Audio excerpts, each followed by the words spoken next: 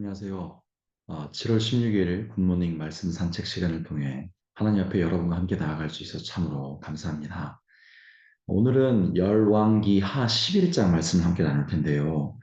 오늘 말씀은 분열 왕국이 된 이후에 북쪽이 아닌 남쪽 이스라엘, 즉 남유다에서 일어났던 일을 어제 말씀에 이어서 기록하고 있는 본문입니다. 자, 그럼 오늘 본문 속에 어떤 사건이 일어나는지 이 사건을 통해서 주님께서 우리에게 말씀하시려는 것이 무엇인지 집중하여 함께 읽기를 소망합니다. 제가 읽겠습니다. 아달랴가 호위병과 백성의 소리를 듣고 여호와의 성전에 들어가 백성에게 이르러 봄에 왕이 규례대로 단위에 섰고 장관들과 나팔수가 왕의 곁에 모셔 섰으며 온 백성이 즐거워하여 나팔을 부른지라 아달랴가 옷을 찢으며 외치되 반역이로다 반역이로다 하매 제사장 여호와야다가 군대를 거느린 백부장들에게 명령하여 이르되 그를 대열을 밖으로 몰아내라. 그를 따르는 자는 모두 칼로 죽이라 하니 대제사장의 이 말은 여호와의 성전에서는 그를 죽이지 말라 함이라. 이에 그의 길을 열어주매 그가 왕궁에 말이 다니는 길로 가다가 거기서 죽임을 당하였더라. 여호야다가 왕과 백성에게 여호와와 언약을 맺어 여호와의 백성이 되게 하고 왕과 백성 사이에도 언약을 세우게 하며 온 백성이 바알의 신당으로 가서 그 신당을 허물고 그 제단들과 우상들을 철저히 깨뜨리고 그 제단 앞에서 바알의 제사장 mat단을 죽이니라.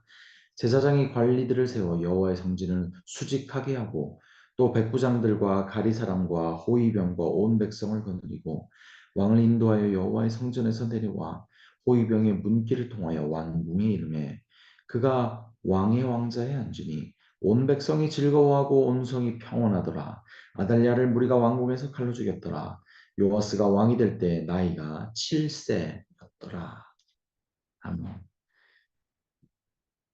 네, 예전에 말씀드린 적이 있는데요. 우리 그리스도인 구원받은 자로서 주님의 마음을 늘 품고 살아가는 자로서 우리는 이 세상에 살아갈 때 첫째로 하나님의 아름답고 고귀하고 깊은 뜻과 마음을 채우는 훈련, 그리고 둘째로 죄의 성향에 근거된 우리가 잘 인식하지 못했던 인간적인 것, 하나님이 미워하시는 것들을 덜어내는 복된 훈련이 그 두 가지 훈련이 참 필요하다는 것을 말씀드린 적이 있습니다. 근데 우리가 말씀을 대할 때는 당연히 더욱더 우리가 덜어내야 할 것과 채워야 할 것이 무엇인지 발견하고 늘 우리의 삶에 비추어야 하겠죠. 그러면 대체 그 채울 것과 덜어내야 할 것이 무엇일지 오늘 본문의 내용에 먼저 집중하기를 소망합니다. 오늘 본문의 상황은 이제 어제 본문과 이어서 이해해야 조금 이해가 쉬우실 것입니다. 자, 오늘 본문은 어린 요아스, 7살밖에 되지 않은 그 요아스에게 기름을 부어 왕으로 세우는 예식이 진행되고 있는 사건으로 시작되는데요. 그러나 혹 어제 말씀을 나누지 못한 분들을 위해서 요아스가 누구지? 그 예식은 무슨 예식이라고 의아해 하실 수 있기에 잠깐 배경을 설명을 드리자면 이러합니다. 지금 열왕기 하 본문은 북쪽 이스라엘이 아닌 남쪽 남유다 얘기를 왕가 얘기를 다루고 있는데요. 남유다는 하나님의 뜻에 따라 다윗 왕의 후손들만이 계속적으로 그 왕의 정통성을 하나님께서 이어가게 하셨습니다. 자, 그런데요. 남유다의 6대 왕 아하시아 왕이 죽은 이후에 갑자기 그의 엄마 여자 아달리아가 스스로 왕이 되어서 남유다를 통치하는 일이 있었습니다. 아달리아는요, 엄마 아달리아는 다윗 왕의 후손도 아니었고 그녀는 북이스라엘의 가장 악했던 왕 누구지 아시죠? 아합과 이세벨의 딸이었어요. 그런데 과거 남유다와 북이스라엘이 화친을 맺었을 때 정략적으로 결혼을 해서 왕비로 온 그 여인이었습니다. 다시 말해 그녀는 6대 왕 아하시아 왕의 엄마였고 5대 왕 여호람 왕의 아내 중 한 명이었습니다. 그러니 그녀는 사실 정통 다윗의 왕가와 거리가 있었던 사람이었습니다. 그런데 그녀는 자기 아들 아하시아 6대 왕 아하시아 왕이 죽게 되자 격분해서 자기의 남편의 아들이었던 그 모든 아들들을 죽여버리고 자신이 스스로 여왕이 된 겁니다.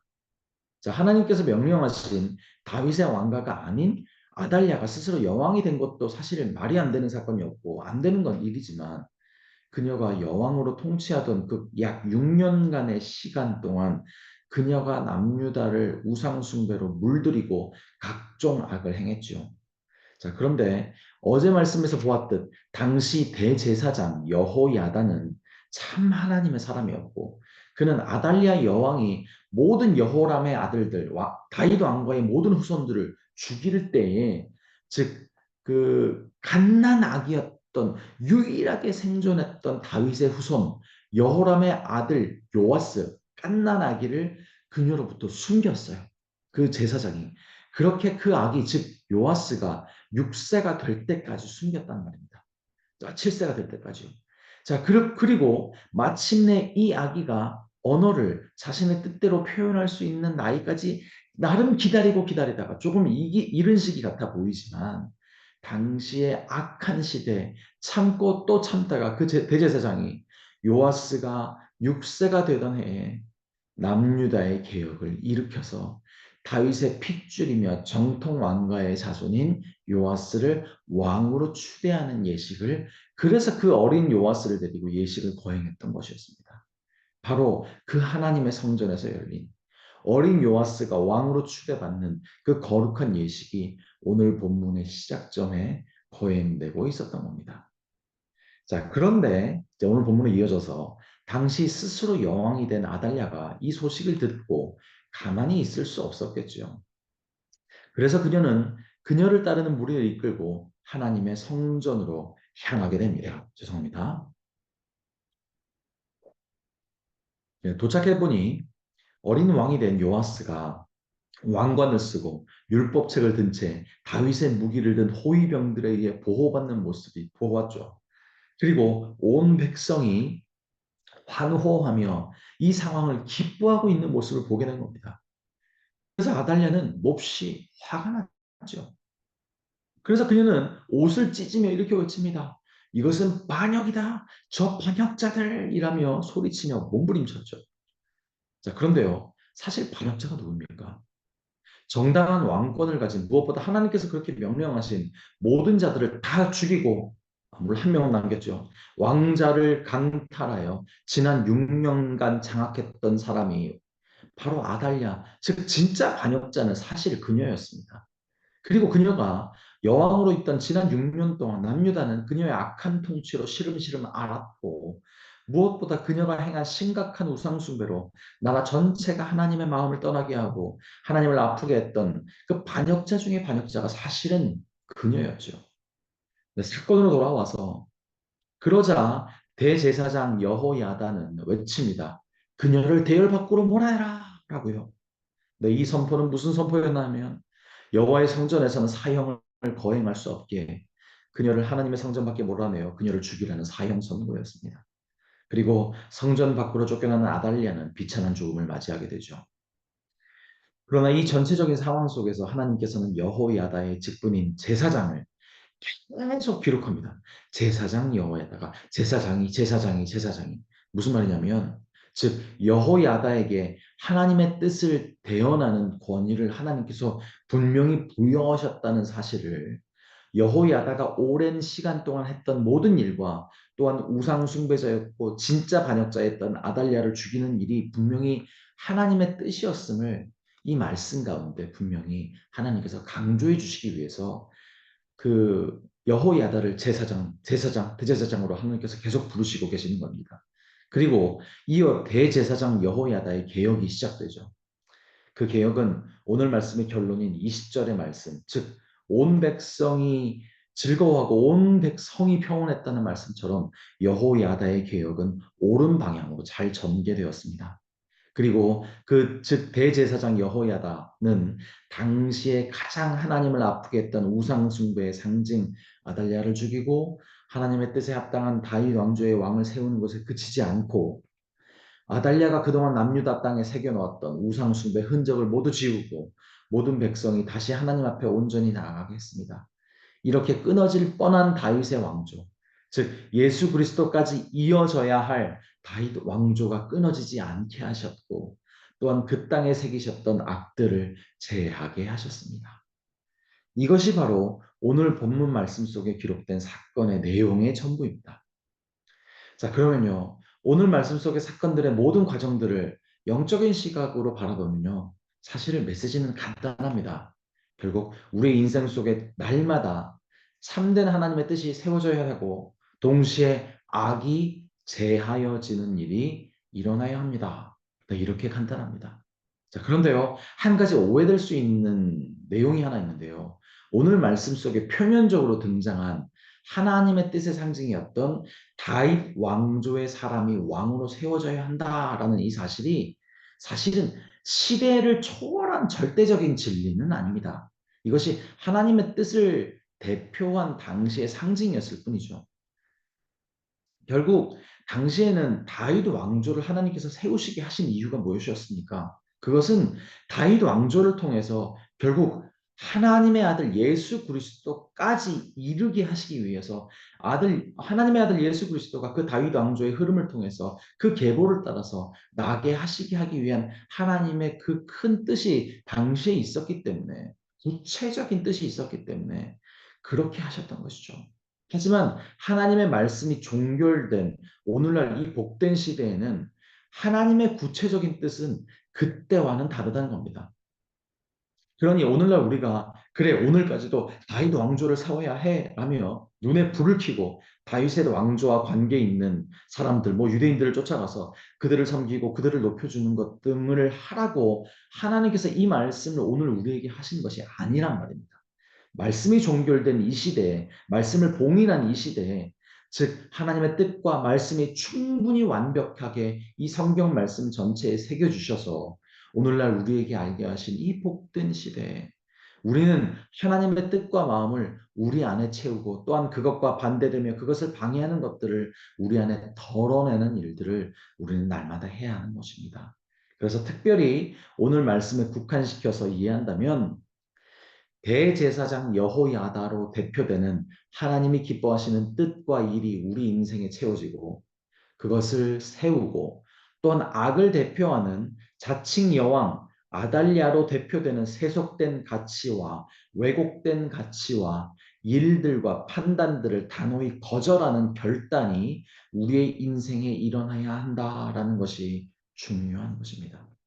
그래서 조금 더 구체적으로 적용하자면 첫째로 먼저 우리의 인생에서 덜어내야 할 것은 먼저 악을 대표했던 여왕 아달랴, 즉 자신의 욕심을 따라서 자신의 목적에 방해되는 모든 것들을 다 죽여버렸던 그녀의 모습을 우리 안에서 덜어내야 한다는 겁니다.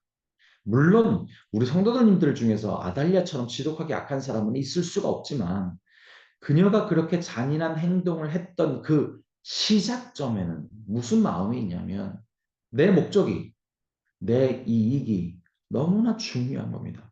그래서 그것만을 위해서 살아가다 보니 그것만을 가장 우선순위로 두었던 그 마음이 있었다는 거죠. 그것이 발전되어 그렇게까지 악한 행동으로 확장되었다는 거죠. 네, 그리고 그것은 사실 죄의 본성에 따른 죄의 성향에 기인한, 즉, 모든 사람이 가지고 있는 이기적인 마음에서 시작된 겁니다.